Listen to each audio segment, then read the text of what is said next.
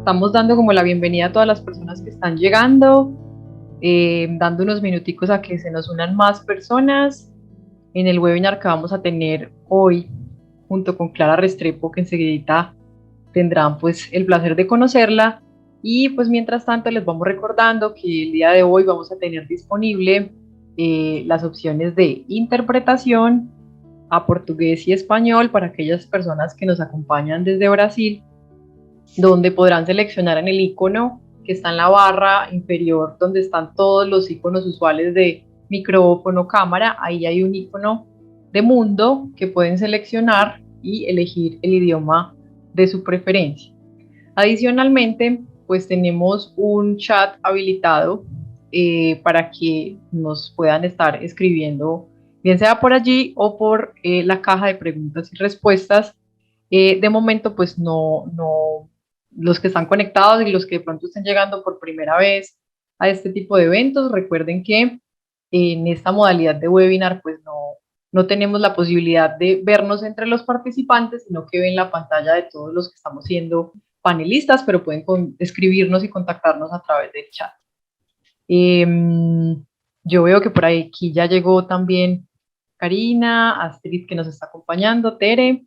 Entonces, pues, mientras van llegando más personas, les voy cediendo la palabra para que ustedes también den la bienvenida antes de comenzar. Y yo creo que podemos empezar con Astrid. Adelante, Astrid. Gracias, Juli. Muy buenas tardes. Les damos la más cordial bienvenida a este webinar denominado Consejos prácticos para formular y gestionar proyectos para la cooperación internacional. En este espacio vamos a contar con la moderación de Karina Vargas, quien hace parte de una organización socia donataria de la IAF en Bolivia y es miembro activo de Red Colaborar. Como panelista vamos a tener a Clara Restrepo, trabajadora social y magíster en planeación y administración social. Tiene más de 30 años de experiencia en gestión, monitoreo y evaluación de proyectos en cooperación internacional. Este es el primero de una serie de 3 webinars sobre formulación y gestión de proyectos sociales producidos en conjunto por Macaya, Red Colaborar y Nodoká. Yo soy Astrid Insignares, soy quien está detrás de la gestión de contenidos de la plataforma de movilización de recursos de Nodoká. Muchas gracias por la invitación a la co-creación de este espacio, por su participación y bueno, bienvenidos. Bienvenidos, sé que hay gente nueva también de la organización, así que bienvenidos a todos. Bueno, tengo el gusto de moderar este webinar. Le damos la bienvenida también a Clara Restrepo, que va a ser nuestra expositora hoy día, donde vamos a conocer consejos prácticos para formular y gestionar proyectos para la cooperación internacional, un elemento clave en el desarrollo de todas nuestras organizaciones. Clara, como van a ver, tiene una amplia experiencia en este ámbito.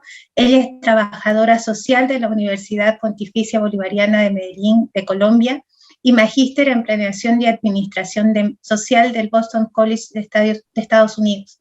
Actualmente se desempeña como consultora independiente y para diferentes organizaciones en Colombia. Lleva más de 30 años de trabajo en Colombia y ha estado colaborando en más de 15 países de América Latina y Caribe en diseño, gestión, monitoreo y evaluación de proyectos y programas sociales en sectores públicos y privados, especialmente en el ámbito de la cooperación internacional, con énfasis en las áreas de desarrollo, educación, empleabilidad juvenil, empoderamiento de mujeres y prevención de la violencia. Por lo que ustedes ven, ella tiene muchísimas habilidades y capacidades desarrolladas fundamentalmente para la formulación de proyectos.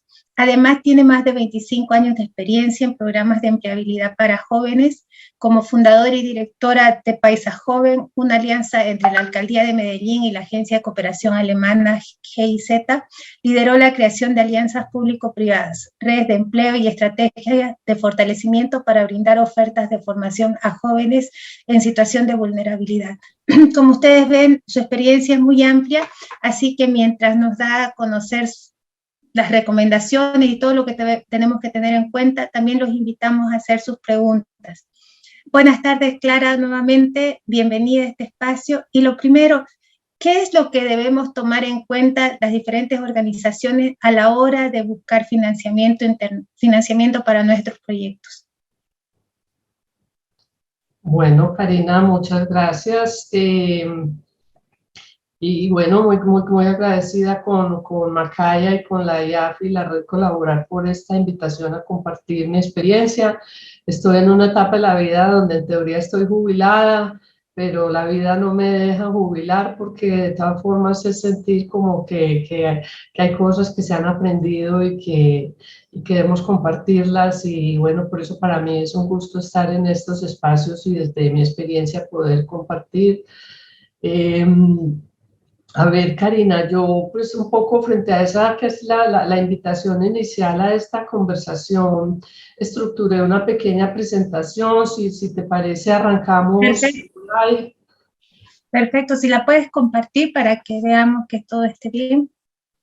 Perfecto, espero que sea amena, tiene muchos dibujitos, entonces la idea es solo como que acompañe mi voz, que está también un poco disfónica porque estoy por aquí superando un COVID.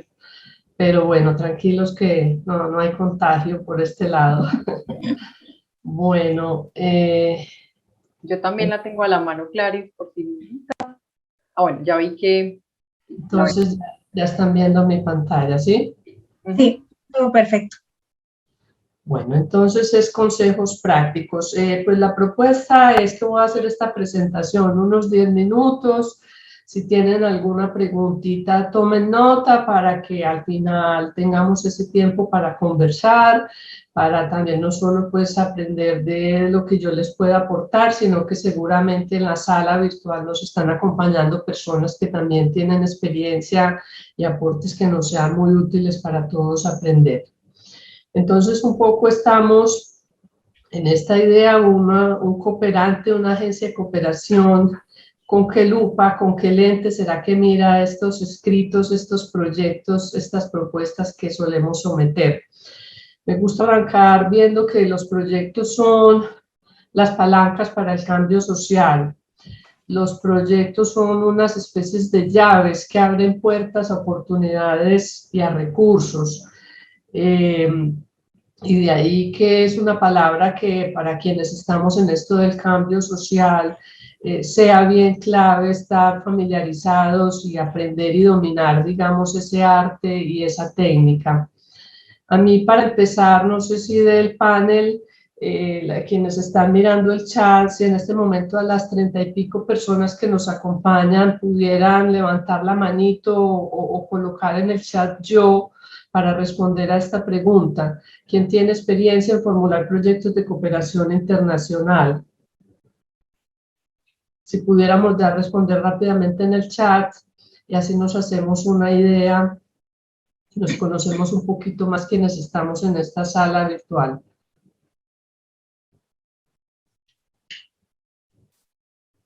Ahí van contestando. Ok.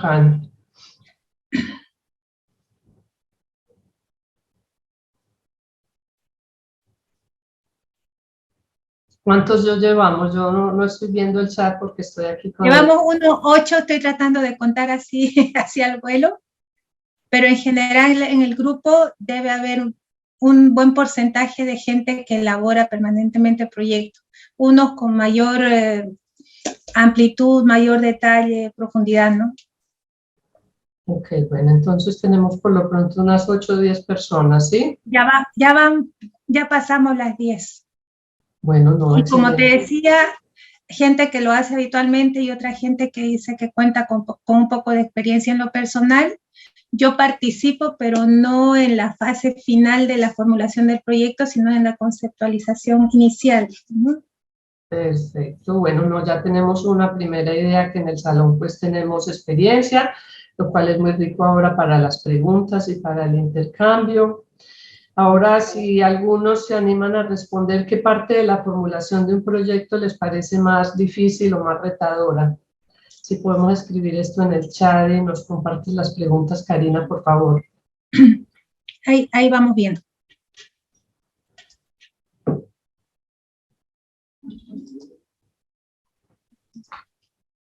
Presupuesto, formulación de indicadores, implementación del proyecto, presentar un presupuesto y establecer indicadores, el presupuesto, marco lógico, indicadores, la mayoría va por el lado de presupuesto y establecer los indicadores para medir el impacto del proyecto. También veo por acá, Karina. Hay gente que está hay gente que tiene participación en todo el proceso, desde la parte conceptual, la justificación, la estructuración de la propuesta y presupuestos. Ok. Bueno, sí, estamos en sintonía, ahí suele haber grandes retos. Ahora, esta última pregunta, ¿cuáles creen ustedes que es el criterio o el factor al que más alta calificación dan los cooperantes cuando están evaluando un proyecto?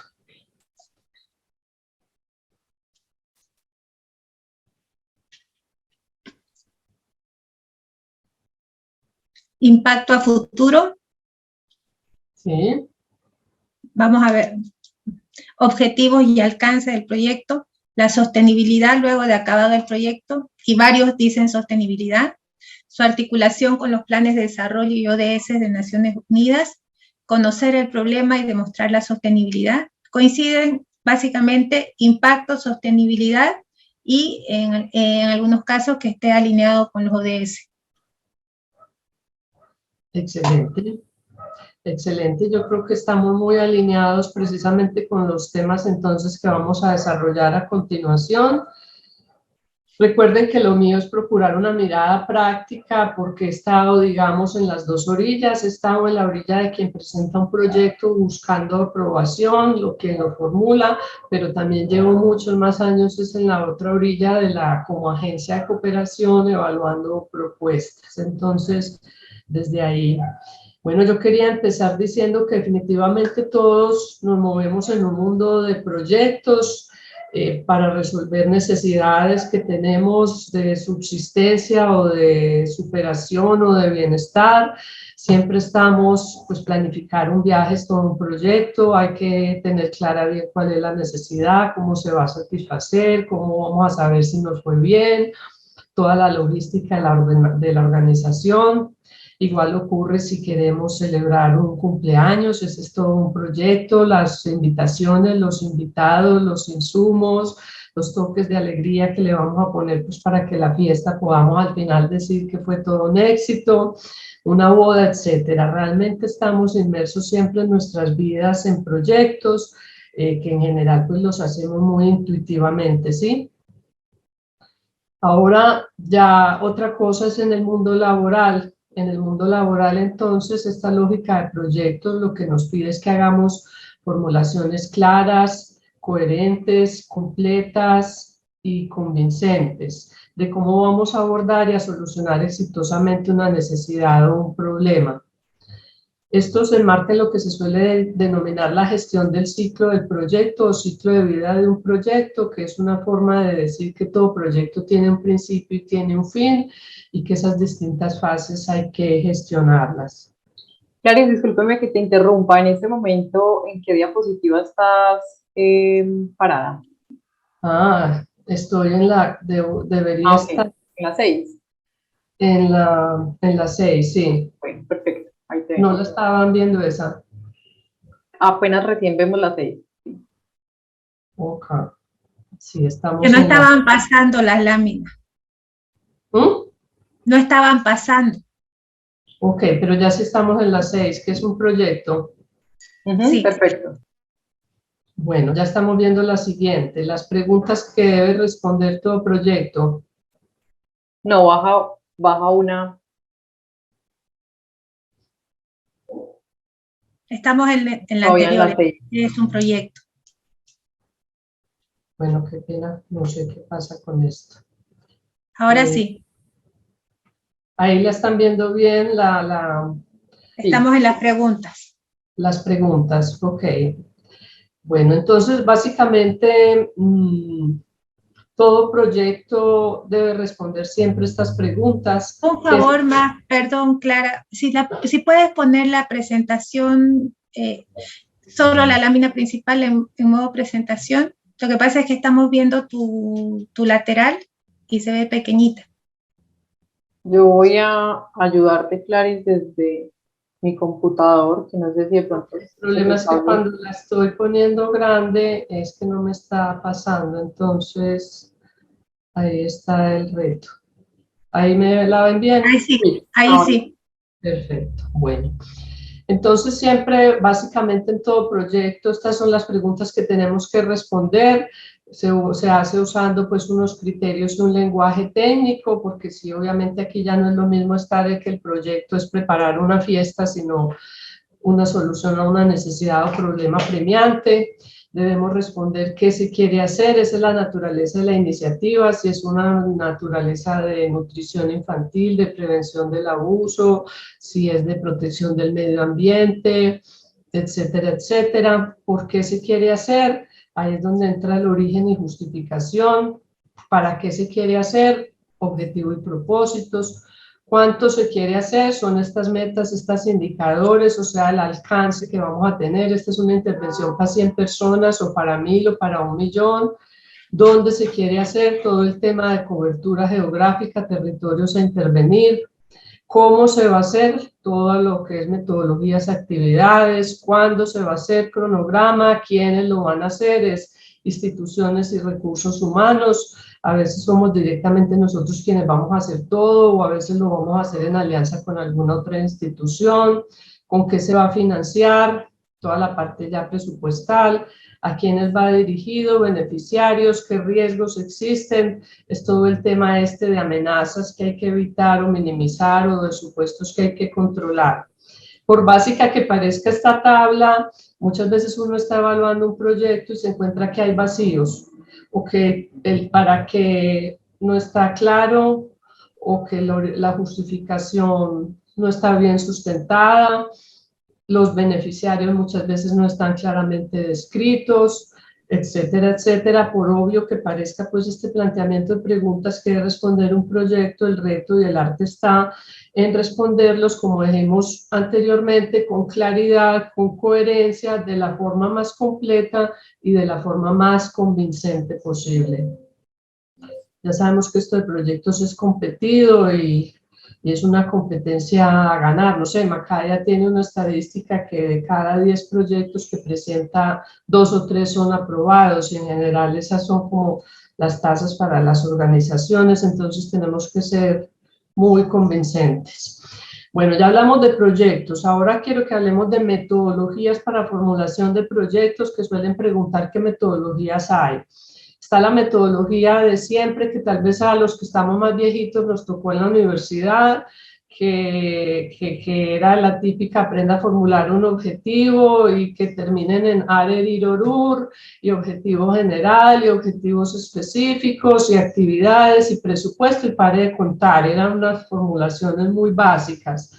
Y eso en general llevaba a unas formulaciones súper abstractas, donde decíamos que el objetivo era mejorar la calidad de vida, erradicar la pobreza y el hambre, unas cosas pues supremamente abstractas y vagas e inalcanzables. Entonces, con todo esto de la cooperación al desarrollo, esto se fue sofisticando con metodologías, porque pasaban cosas como este tipo de la diapositiva que estamos viendo, donde decíamos: ¿por qué no acertamos en el análisis del problema? ¿Cómo así que llevamos más de 20 años enfocando mitigación de pobreza en una región y las cosas no cambian? ¿Qué será que no estamos haciendo bien? O pasaban cosas como estas, que si aquí vemos esta persona está regando donde no debe regar, está haciendo un desperdicio de capacidades de agua, de recursos, y las maticas están muriendo.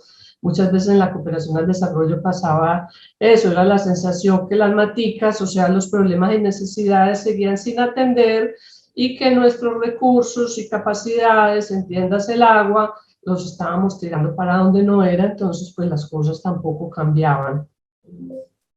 O como esta otra imagen, estos caballeros supuestamente iban rumbo a alta mar y terminaron en un desierto. Tiene que ver con todo este tema. Un proyecto es una propuesta para ir de un lugar A a un lugar B, de una situación de necesidad a una situación de solución de esa necesidad, y muchas veces en los proyectos, por su planteamiento, por su formulación, terminamos perdidos en el camino. o cosas como este tipo con un cooperante, que el cooperante quería un poco ver cuál es el resultado de la inversión significativa que hizo en nuestro proyecto, y precisamente por malas formulaciones, objetivos poco claros, indicadores inexistentes o mal formulados, terminábamos en una caricatura como esta, donde el donante nos pregunta cómo se pueden atribuir los cambios al proyecto, cuántos fueron los ladrillos que yo doné y dónde están, y realmente no teníamos esa capacidad de rendir cuentas. Entonces todo eso ha puesto a que los cooperantes un poco llegaran a la sensación, ¿será que, como decían en inglés, are we just throwing money at problems? ¿Será que solamente estamos tirándole dinero a los problemas? O sea, estamos desperdiciando recursos porque no estamos haciendo las inversiones bien hechas, y entonces, no sé, no nos tenemos que organizar, porque ellos empiezan a ver una cantidad de limitaciones que afectan el éxito de los proyectos, empiezan a encontrar con muchos proyectos fallidos que, como vemos en las imágenes anteriores, las situaciones que estaban supuestas a solucionar no se solucionaban.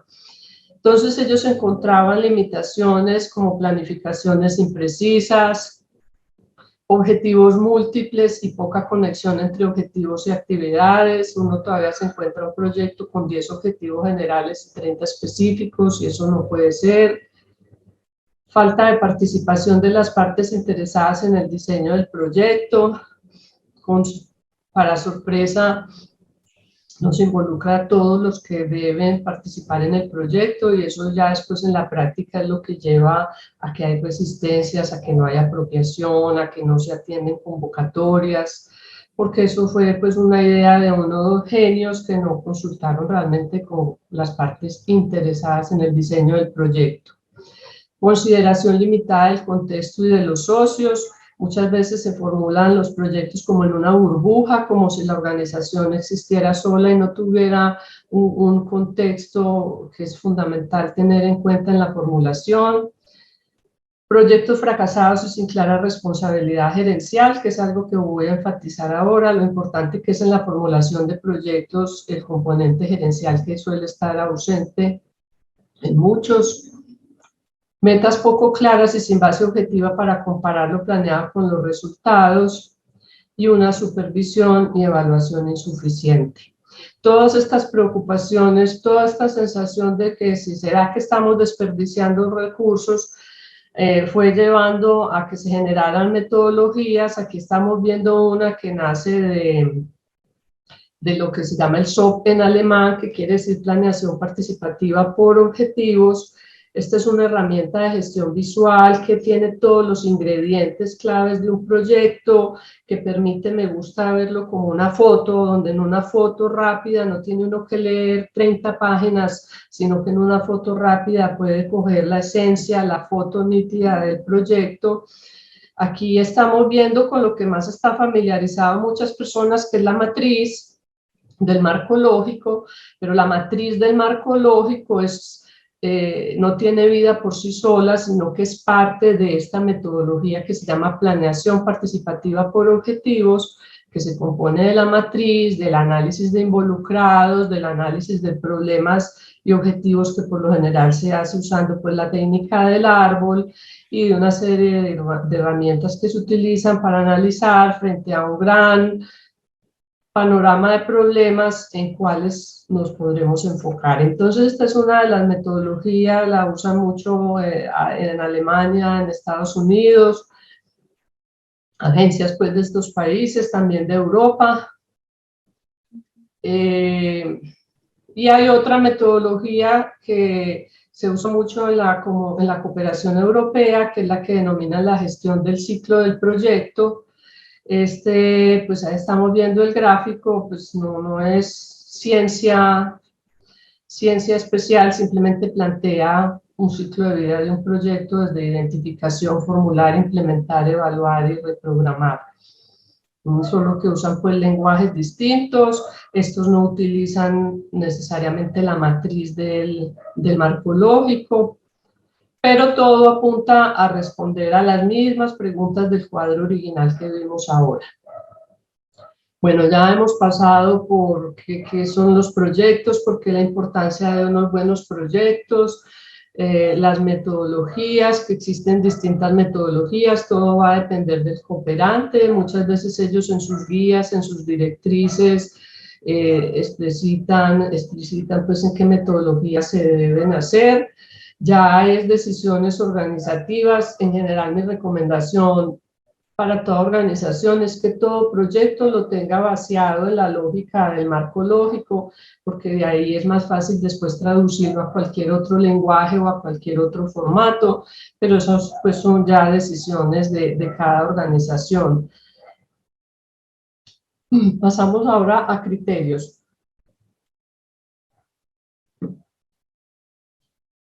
Toda persona que está evaluando tiene su lista de chequeo, que es lo que está mirando frente a una propuesta. Aquí traté pues de resumir que se mira mucho desde la lente del cooperante, se mira que haya un impacto transformacional. Y ahora me voy a detener, pero ojo con la palabra cambios sistémicos. Definitivamente, si no nos hemos subido al bus de los cambios sistémicos, tenemos un rezago en la presentación de nuestras propuestas. El tema de escala está muy sobre la mesa definitivamente, como las soluciones que proponemos las podemos llevar a mayor escala porque las necesidades y problemas son muy grandes. Innovación es otra palabra que definitivamente tenemos que saber abordar, qué soluciones distintas estamos proponiendo a viejos problemas. Inclusive del lenguaje empresarial está también sobre la mesa lo de modelos de negocio dinámicos, o sea, cómo esta propuesta incorpora un modelo de negocio de cambio de empresa social.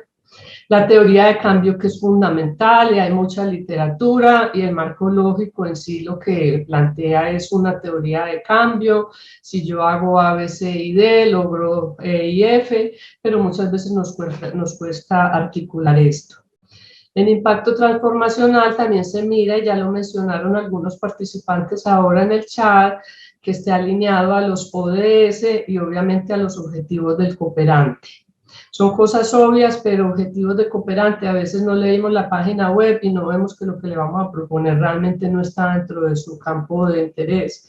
Entonces, perdemos el tiempo. Y los ODS tristemente todavía siguen estando ausentes en muchos proyectos, porque a veces ni siquiera las mismas instituciones como tal han definido con sus juntas directivas, con sus equipos, sus iniciativas a qué ODS le apuntan, y por ende eso no se ve reflejado en los proyectos. Paso al siguiente, se busca que sea preciso y coherente, que responda a las preguntas de todo proyecto. Ya las vimos, no las voy a repetir, pero también dije que curiosamente... Qué pena, ahí no te pasó la diapositiva, qué pena que te interrumpa, pero mejor decirlo. No, nada. Estoy viendo impacto transformacional, preciso y coherente y viable. Ya sí toda. Sí, es todo parte de la misma explicación. Perfecto. Está bien la lámina. Si estamos en la amarillita, preciso y coherente, que responda a todas las preguntas del proyecto, que sea clara la relación entre objetivos y medios, es el famoso tema costo-efectividad. A veces para alcanzar un objetivo proponemos 30 actividades y puede que esas 30 no sean necesarias sino 20, y entonces si hacemos 30 obviamente es más costoso que 20. Y bueno, todo eso siempre se está mirando, esta actividad realmente si suma de una forma clara y convincente al logro del objetivo del proyecto, si se justifica o no esa inversión, ese gasto. Ahí es donde muchas veces en los proyectos, pues en las negociaciones con las organizaciones, termina uno haciendo recortes a presupuestos del 20, del 30%, donde ambas partes quedamos satisfechas que realmente el presupuesto era reducible haciendo estas revisiones juiciosas. Pasamos al naranja, que sea viable, que se pueda conseguir en forma realista. Ya sabemos pues que si la propuesta es erradicar la pobreza en el mundo, estamos como bien lejos, o mejorar la calidad de vida de todos los habitantes de mi ciudad, pues también estamos como bien lejos. Pasamos al rojo, el enfoque basado en evidencias, también lo mencionaron ustedes ahora, la importancia de los indicadores y los indicadores que nos remiten al sistema de monitoreo y evaluación.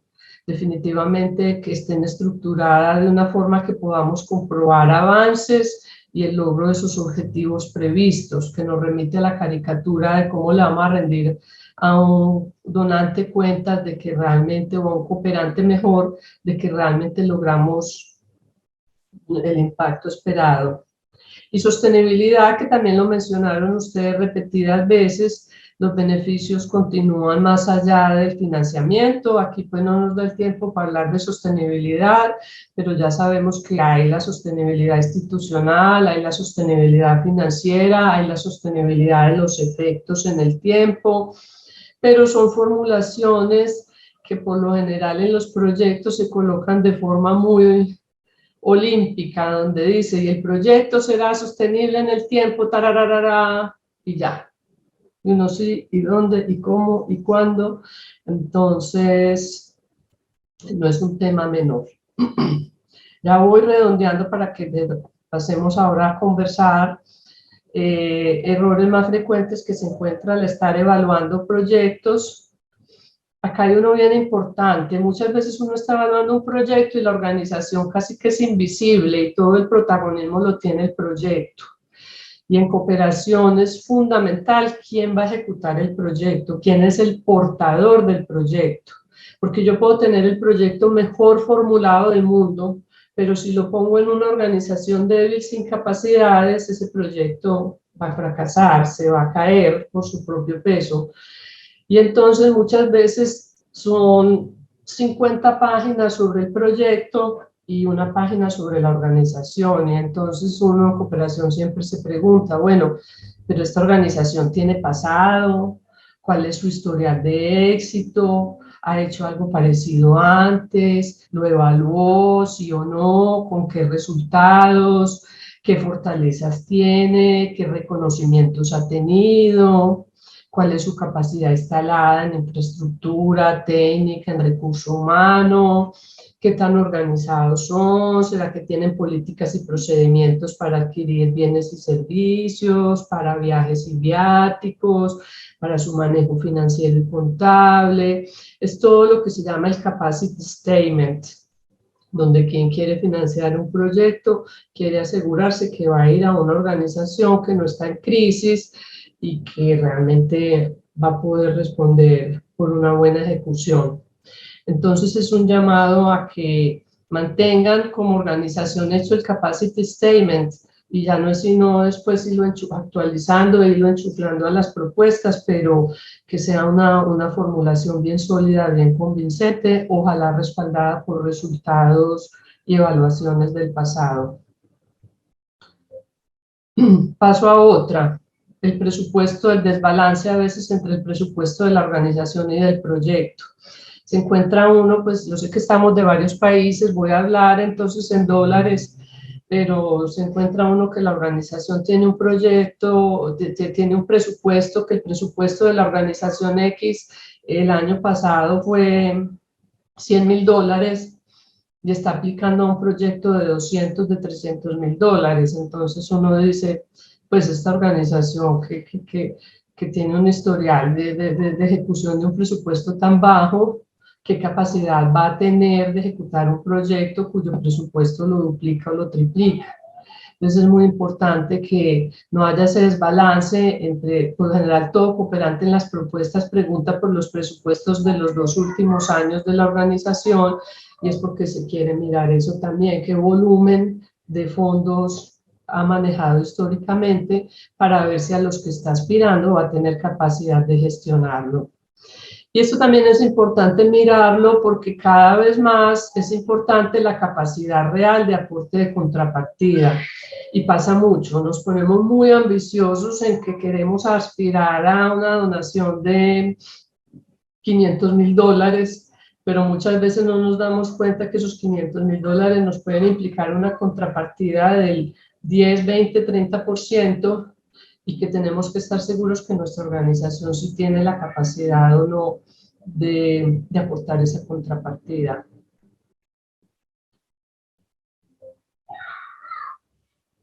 Cerrando decía, ahora hablé del tema del enfoque sistémico, que les dije que lo iba a retomar un poquito más adelante, porque es bien clave. Realmente un abordaje lineal, si yo tomo este ejemplo que es con jóvenes, yo sé que las letras no están muy grandes, pero básicamente este gráfico lo que trata es de dibujar o reproducir lo que se llama un ecosistema de empleabilidad juvenil. Si estuviéramos analizando ese problema, si yo lo miro lineal como lo miraba en el pasado, diría, es que los jóvenes no tienen formación para el trabajo, entonces monto un curso y los formo de soldadores, de plomeros. Esa es una mirada lineal. Pero en cambio, si miramos el sistema, tendríamos que ver que ese joven no es más empleable, no solo porque no tenga capacidades técnicas o domine un arte u oficio, tal vez es porque las entidades que forman en eso lo formaron en algo que no hay empleo en el mercado. Entonces, tal vez es que a ese actor del sistema le faltó más inteligencia de mercado para realmente haberle hecho al joven una oferta que le sirva. O muchas veces encontramos que es que el joven es estigmatizado por venir de X barrio, entonces que ese joven no es más empleable, no solo porque no tenga competencias técnicas, no solo porque lo que le capacitaron no hay trabajo en la calle, sino que puede que también sea porque los empleadores discriminan, estigmatizan por ser joven de ciertos sectores. O puede que se encuentre que se le están ofreciendo muchos cursos, pero que los jóvenes desertan, que las tasas son muy altas. ¿Será que traen unos déficits desde la escuela en lectoescritura, matemática y necesitaban primero una nivelación? ¿O por qué desertan y por qué no aprovechan esta intervención de empleabilidad? Pues será que en las familias hay estructuras frágiles y tienen una fuerte presión por salir a trabajar y la misma familia es la que no los deja salir a trabajar. Entonces, mire esto es un ejemplo de cómo tenemos que tratar de tener una mirada sistémica, porque si no caemos en soluciones simplistas como que joven más empleables y joven con formación técnica. No, miren que hay una cantidad de factores que inciden en que un joven sea más empleable, por solo usar un ejemplo. Y así, ese es el llamado hoy en día. Eso se ha impuesto mucho en el tema de emprendimiento, no sé en sus países, en Colombia, el ecosistema de emprendimiento, pero en cooperación al desarrollo está con mucha fuerza el tema de impactos sistémicos, de cambios sistémicos, y por eso es tan importante, me perdonan la expresión, como digo a veces, que al formular un proyecto no nos estemos mirando el ombligo, sino que realmente tenemos que preguntarnos qué tan conectados estamos con ese entorno y qué tan identificadas tenemos las variables y actores que inciden en que un problema se pueda solucionar o se pueda profundizar. Errores más frecuentes, voy a pasar rápidamente. Formulaciones no institucionales. ¿Qué quiero decir? Y me pasó esta semana con una organización que estoy asesorando. Formularon el superproyecto, pero no consultaron con el que maneja el presupuesto. Entonces, el presupuesto dijo, ¿de dónde están ustedes diciendo que vamos a poner contrapartida de 35% si no tenemos de dónde? Entonces, siempre he hecho un llamado a que las organizaciones a veces tienen la tendencia que contratan a una persona que es la de proyectos y aspiran a que esa persona sea quien formule todo y movilice todos los fondos. Realmente esto de proyectos son formulaciones de equipos donde se junta el saber del área de comunicaciones, administrativa, presupuestal, técnica. Entonces, a esto va el planteamiento de que sean formulaciones no institucionales. Fue una formulación de una persona por allá encerrada en una oficina, en un escritorio, o con eso. Enfocarse solo en problemas y uno dice, bueno, pues sí, en este país, en esta ciudad, este proyecto está proponiendo esto porque hay cantidad de problemas, pero no hay ni una oportunidad. Y para seguir con el ejemplo de los jóvenes, puede que la oportunidad que yo pueda plantear en esa propuesta es que en mi país hay ley de primer empleo y que entonces el gobierno les paga la mitad del sueldo a los jóvenes y que eso va a ser maravilloso porque va a permitir abrir puertas a los jóvenes. Entonces buscar siempre también plantear qué oportunidades puede haber en el medio que potencien, porque eso es lo que quiere todo cooperante, todo inversionista, Todo cooperante sabe que su inversión es mínima, que no es muy alta, que no es toda la que se necesita, pero quiere ver cómo eso es una palanca que moviliza otras cosas. Mala presentación y redacción, se usa mucho esto, muchas veces uno ve que no usaron como un lector externo, lo que llamo yo la prueba del bobito, que alguien lo lea de afuera y diga entendí, no entendí, no entendí esta parte. Se usan generalizaciones o hacen afirmaciones sin sustento. En esto siempre es fundamental datos duros. Yo no debo estar diciendo que es que hay muchos niños abusados, no. Yo tengo que estar diciendo que 8 de cada 10 niños en X edades están siendo abusados. Dejar de usar frases vacías como este proyecto será completamente sostenible, que abundan bastante. Otro error frecuente, no ponerse en la piel del evaluador. A veces el evaluador es una persona que está por allá en Alemania, que jamás ha venido a Colombia o a Brasil o a Costa Rica o a Bolivia, y entonces le estamos diciendo que este proyecto será ejecutado en el oriente antioqueño, en los municipios X, Y y Z, y no les damos más información. Tenemos que hacerles saber que son comunidades rurales, tenemos que hacerles saber cuál es el nivel de pobreza, de qué vive esta gente, porque es que están tan afectados por la violencia, hacer de cuenta que los vamos a llevar en un tour con la mente a recorrer esos territorios, entonces dar descripciones que a ellos que están bien lejos y no conocen, los trasladen a esos territorios. Entonces, todo es obvio para quien redacta una propuesta. El evaluador no necesariamente es experto en el tema ni conoce ese país o región. O a veces tenemos tan dominada la metodología que ponemos unos trazos muy vagos que quien no conoce la metodología porque no está en el día a día se queda sin entender bien el cómo. Bueno, error frecuente también, creer que el proyecto es solo una herramienta para lograr financiamiento y luego se archiva ya cuando se lo aprueban. Realmente estas metodologías han sido concebidas como herramientas de gestión y de evaluación. Son herramientas de formulación, de gestión, de monitoreo y evaluación. Una buena formulación es un buen plan de trabajo, es un buen cronograma, es un presupuesto lo más afinado posible, es una buena identificación de riesgos que hay que minimizar, una buena formulación con unos buenos indicadores, es una herramienta de gestión para medir avances, para rendir cuentas, etc. Esta es la última. Esto yo lo trato de visualizar como los componentes de un proyecto. Muchas veces en la formulación del proyecto está muy ausente el tema de gestión, donde a uno le comuniquen más claramente el equipo de trabajo, su experticia, su dedicación, qué instancias de coordinación y toma de decisiones van a tener para ser funcionales como equipo, qué tipo de contrataciones van a hacer y por qué son importantes, el tipo de reportes y la frecuencia. Si eso no está en un plan de trabajo y en un cronograma, muy posiblemente no va a pasar. Si yo no programo que tengo que hacer contrataciones, no sé cuándo las voy a hacer y no sé cuánta plata necesito para cuáles contrataciones, y yo no sé si la periodicidad de reportes es trimestral o semestral, etcétera, etcétera.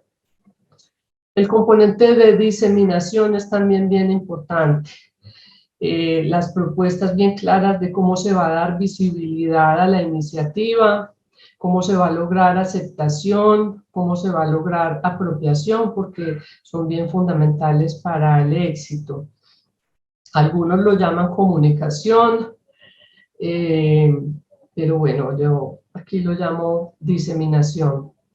Monitoreo y evaluación es otro componente que debe estar estructurado por aparte, con vida propia, donde se vea cómo se va a hacer seguimiento a avances, cómo se va a capitalizar el aprendizaje, donde haya un planteamiento claro al donante de que somos una organización que aprende.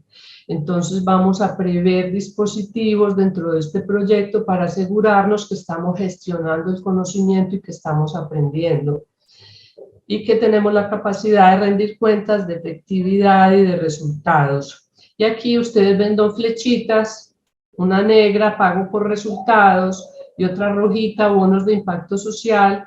Esto sí que está cobrando vigencia en los últimos tiempos porque ya se está imponiendo mucho en la cooperación el pago por resultados, solamente con hitos muy claros, con unos indicadores de resultados muy claros, se programan los mismos desembolsos, las mismas aprobaciones posteriores.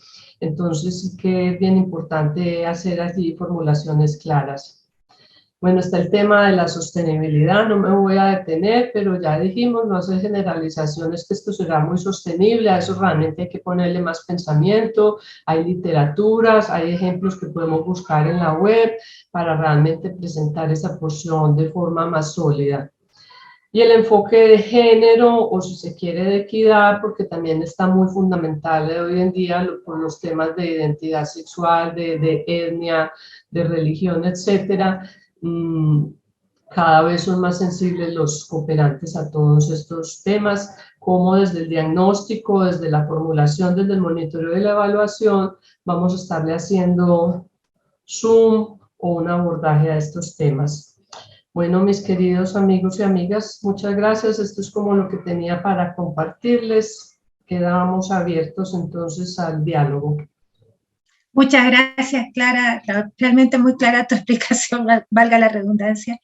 Yo tengo una pregunta de arranque. Tú decías, una de las cosas más importantes es delimitar exactamente el objetivo o delimitar un objetivo. ¿Cómo puedo yo medir que el objetivo que estoy planteando es correcto y no me estoy yendo por las ramas, como tú decías al principio? Pues mira, en la literatura pues hay ejercicios muy concretos, pero básicamente la pregunta que tú te tienes que hacer es, ¿el objetivo es algo que tú debes lograr, que es un proyecto a un año? ¿Sí? El objetivo es algo que tú debes lograr al año. Entonces la pregunta que tú te tienes que hacer es, yo en un año sí voy a poder ver que logré esto y voy a poder tener los medios para medirlo. Si tu respuesta, si tú no visualizas que lo vas a poder medir y que lo vas a poder evidenciar y observar, es un objetivo ambiguo. Tú debes poderte plantear, yendo al tema de los jóvenes, yo no puedo decir que mi objetivo es hacer a los jóvenes más empleables. Eso es como difícil decir a un año que fueron más empleables. Yo creo que mi objetivo debe ser más preciso y decir que al menos un 80% de los jóvenes que pasaron por mi formación de 6 meses, un mes después de egresar, accedieron a un empleo de calidad. Yo sí puedo validar con registros que el 80% completaron exitosamente. Yo sí puedo validar con registros que un 50% se consiguieron empleos. Y yo puedo validar con entrevistas y registros si son empleos decentes o de calidad según los mandatos de la OIT, si tienen sus prestaciones de ley o no, si tienen contrato escrito o no. Esas son cosas verificables. Ya tenemos algunas preguntas en el chat. ¿En qué consiste la teoría del cambio? Es una de ellas. Y otra que te la hago enseguida. ¿Cómo se puede medir la sostenibilidad? ¿Existen algunos parámetros específicos para eso? Bueno, vamos con la teoría de cambio. Aquí en Stephanie, y sobre eso hay literatura chévere que puedes encontrar en la página web, cuando digites pues teoría de cambio, y el marco lógico en sí es una propuesta de teoría de cambio. Me voy a explicar. A ver si cojo un ejemplo distinto al de empleabilidad. A ver, mira, frente a un problema bien frecuente en nuestros países, que es, por ejemplo, el tema de la desnutrición infantil. Entonces tú dices, yo quiero resolver en la comunidad tal, o en 10 escuelas de mi comunidad quiero resolver o abordar este problema, esta necesidad, como es el de la desnutrición infantil. Entonces tú tienes que pensar cuál es tu teoría de cambio, yo cómo voy a cambiar eso. Entonces tú puedes decir, por ejemplo, bueno, no, mi teoría de cambio es que yo voy a recoger mercados en la comunidad y me voy a asegurar que todos los días llevemos comida a esas escuelas para que los niños, mientras estén estudiando, mínimamente les den su desayuno y almuerzo. Esa puede ser tu teoría de cambio. O puede que tu teoría de cambio vaya más allá y diga, no, esto es un pañito de agua tibia. Esto de pronto hay que meterle más leña. Entonces puede que digas, pero es que esa desnutrición no tiene que ver solo con que no tengan comida, sino que en las casas comen muy mal, tienen muy malos hábitos alimenticios, las mamás no saben aprovechar y preparar bien las comidas, y no hay buena manipulación de alimentos, entonces se producen muchas enfermedades diarreicas y gastrointestinales que terminan deshidratando y desnutriendo a los niños. Entonces tu teoría de cambio, ¿qué va a decir? Va a decir, bueno, entonces voy a trabajar también con las familias para que hagan mejor uso de sus limitados recursos para sus mercados, para que tengan buenas prácticas de manipulación de alimentos, para que estos niños no se enfermen. Entonces ahí vas planteando que para ti el cambio se va a dar sumando esta serie de intervenciones. Otras veces dicen, pero es que no, tienen muy poquito para el mercado, entonces ahí es donde en tu teoría de cambio puedes decir, bueno, me voy a embarcar en un esquema de huertas caseras también, y entonces así voy cubriendo varios frentes. Entonces así tu teoría de cambio inicial era un poco corta para mi gusto, que era, les llevo mercados a las escuelas para que allá los profes o quien pueda los alimente, pero otra teoría de cambio un poco más estratégica planteaba, no, si yo me aseguro que haya suministros en las escuelas, pero además me aseguro que en sus hogares se sepan alimentar bien, pero además como sé que son muy pobres, puedo ayudar que con esquemas de huertas caseras incremente su acceso a alimentos, y si disminuyo problemas y enfermedades diarreicas por mala manipulación, mi teoría de cambio dice que ahí sí me va a ir muy bien con la nutrición de estos niños y niñas y que va a ser más sostenible. ¿Sí está claro? Gracias, Clara. Hay dos personas que piden información sobre capacitación y literatura relacionada con esto.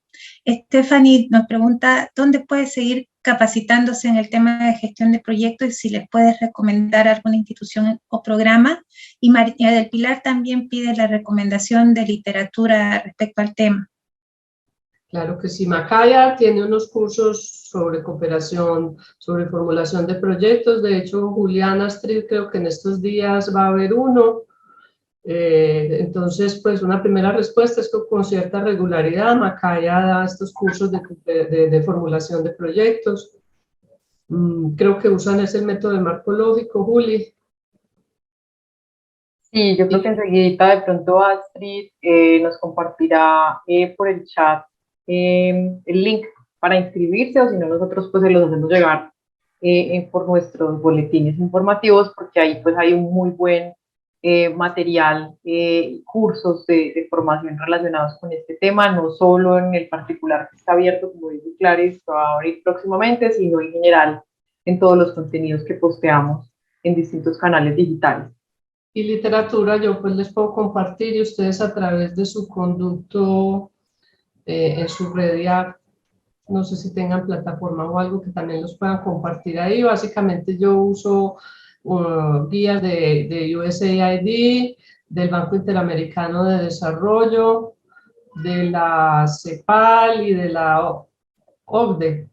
Básicamente son como las guías que utilizo, entonces con mucho gusto se los compartimos al final.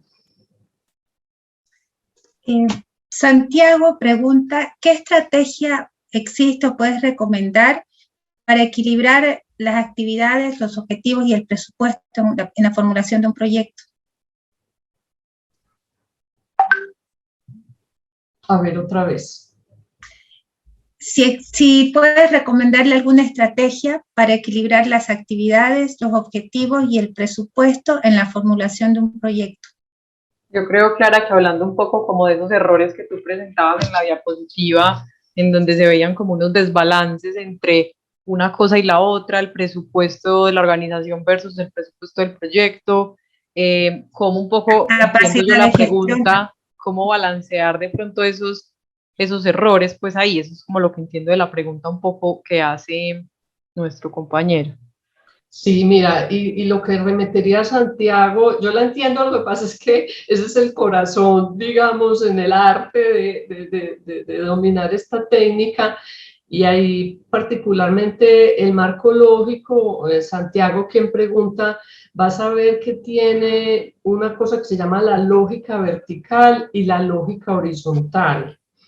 Esas son dos, perdón, técnicas o herramientas muy útiles para que tú asegures esa consistencia. En esos textos, en esas guías está muy bien explicado y te hace ver si la lógica vertical te permite ver, porque uno empieza en el plano de las actividades, sigue en el plano de los componentes, sigue en el plano del objetivo. Y esa lógica vertical te permite hacer unos análisis, saber si las actividades que tienes son las necesarias y suficientes. ¿Para qué? Para lograr ese resultado. Y si esos dos resultados con las actividades propuestas sí te van a permitir alcanzar ese fin. Entonces, mi forma de responderte es que la metodología que vas a encontrar en la documentación te da pistas para que haya esa consistencia y tu planteamiento sea coherente, no tengas más actividades de las que necesitas, no tengas un componente que uno al final dice esto no suma, etcétera. Soy la pregunta que ante una infinidad de proyectos que se presentan, ¿cuál es el aspecto que puede determinar que un evaluador se oriente o opte por la propuesta de uno? Que era un poco lo que tú señalabas de esos elementos que hay que tener en cuenta a la hora de presentar el proyecto para que ese evaluador que puede no conocer de lo que se está hablando, lo mire y se interese y lo evalúe a fondo. Sí, mire, les voy a decir, todo en la vida es química. Y uno por más técnico que sea, yo les tengo que confesar que yo, cuando me llega una propuesta mal presentada y mal redactada, yo de entrada me desengancho. O sea, me toca hacerme llamados y decir, Clara, dale la oportunidad a esta propuesta, no la vas a desechar por eso. Pero sí les confieso que la presentación y la redacción es fundamental para que uno se enganche y se interese por una propuesta. Y lo otro, por básico que sea, es que siga la guía. Uno a veces se sorprende que cuando se da un formato y se dice que se debe formular bajo esos parámetros y no le llega a uno formulado, como que sacaron una vieja que tenían por ahí guardada en el escritorio y se la tiraron a uno. Entonces uno dice, pues no hay ni respeto, pues como de siquiera leer y seguir instrucciones. Entonces ahí es donde la gente se saca solita. Alguien, el representante de ADEPES nos pone que como evaluador, ¿qué esperas ver o escuchar de las personas del grupo meta de un proyecto para poder realmente medir si ese proyecto va a tener un impacto en sus vidas? Sí, mira, eso es tan importante.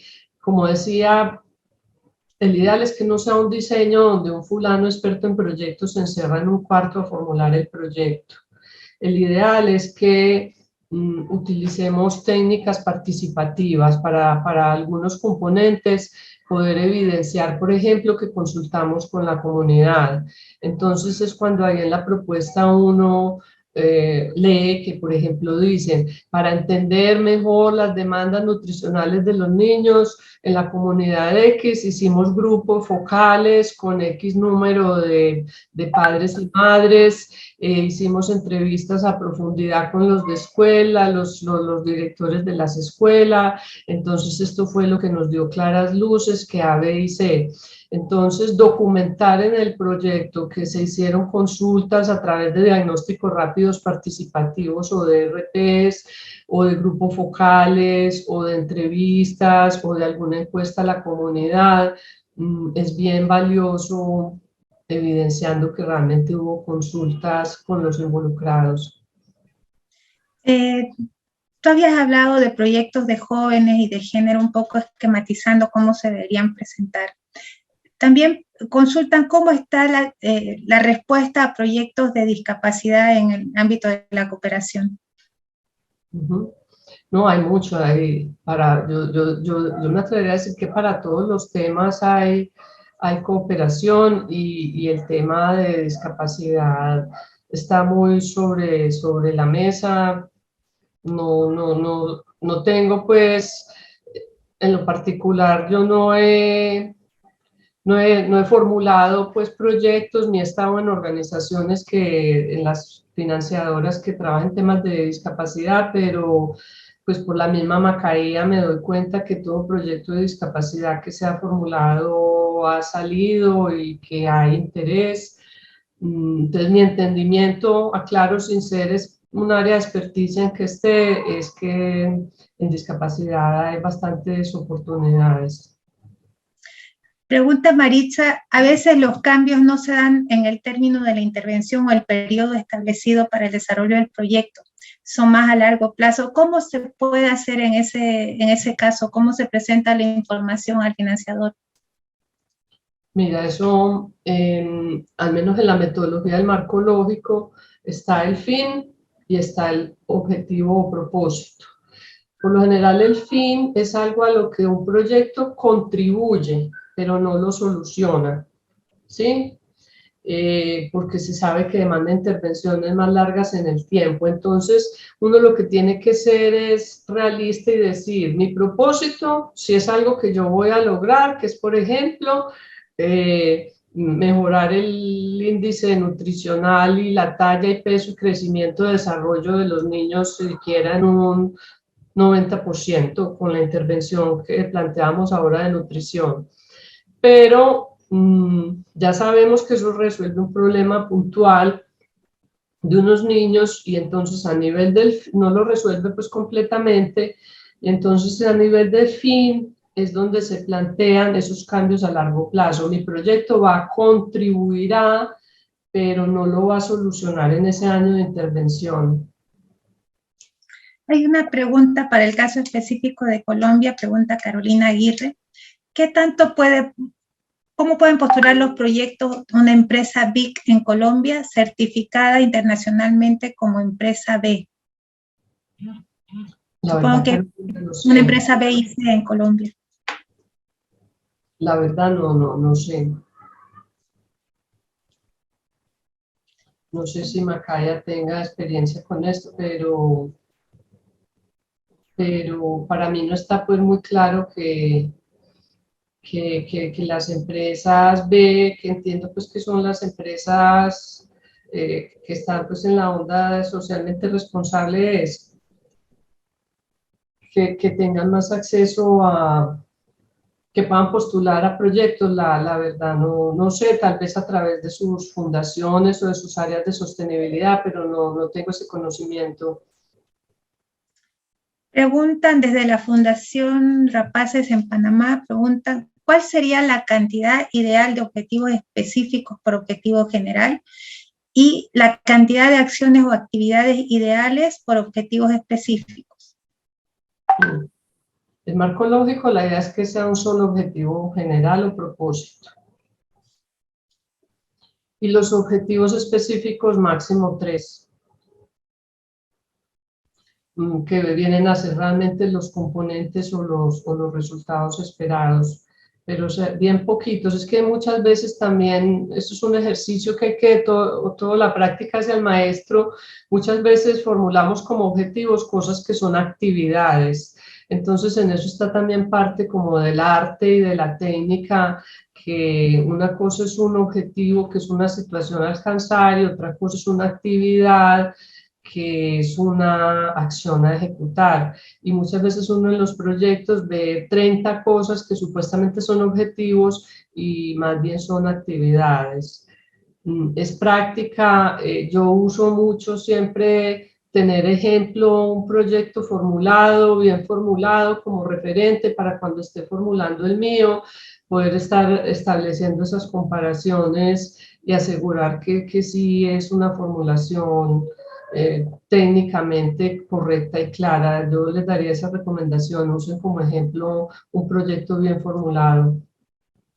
Clara, pregunta Jessy Barralaga, también en relación a los errores frecuentes, ¿estos pueden estar en la cooperación? Dice, ¿tú crees que los formularios de la cooperación deben ser más flexibles ante organizaciones locales, dado el conocimiento de sus territorios?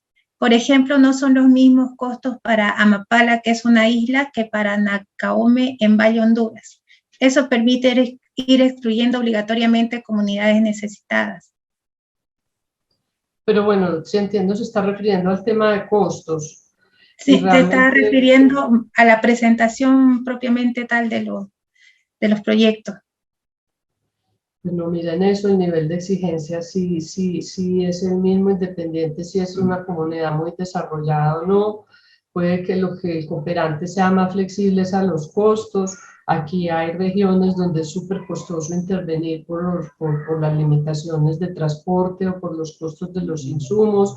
Entonces un cooperante entenderá finalmente por qué es más costoso intervenir en X lugar o país o ciudad que en otro, pero en general, en cuanto a que necesitamos que nos articules de una forma clara, convincente y completa la necesidad o problema que quieres resolver y cómo planeas hacerlo y con qué recursos, eso yo creo que no tiene negociación. Lo que pasa es que hay cooperantes, cuando hay comunidades con poca experticia, que dan asistencia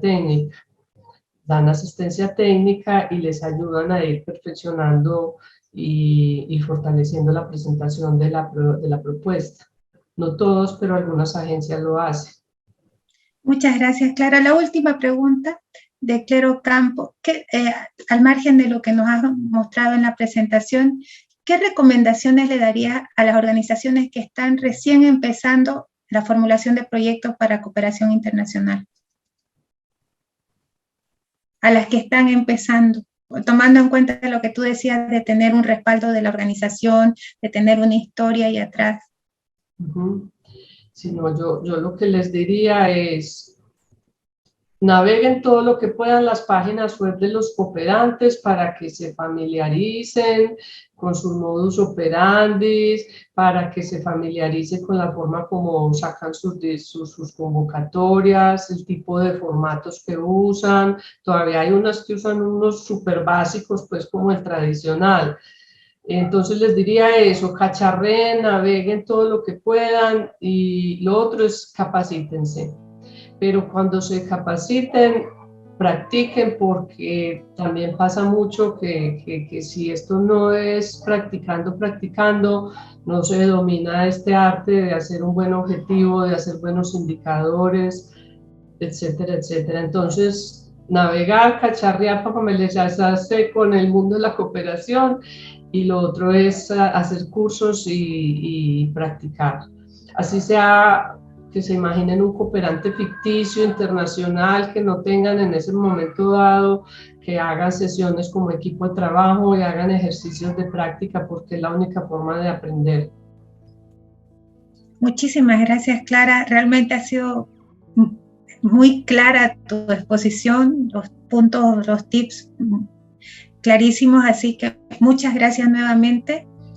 Y en lo personal espero volverte a ver en una conversación de esto, porque realmente hemos aprendido mucho.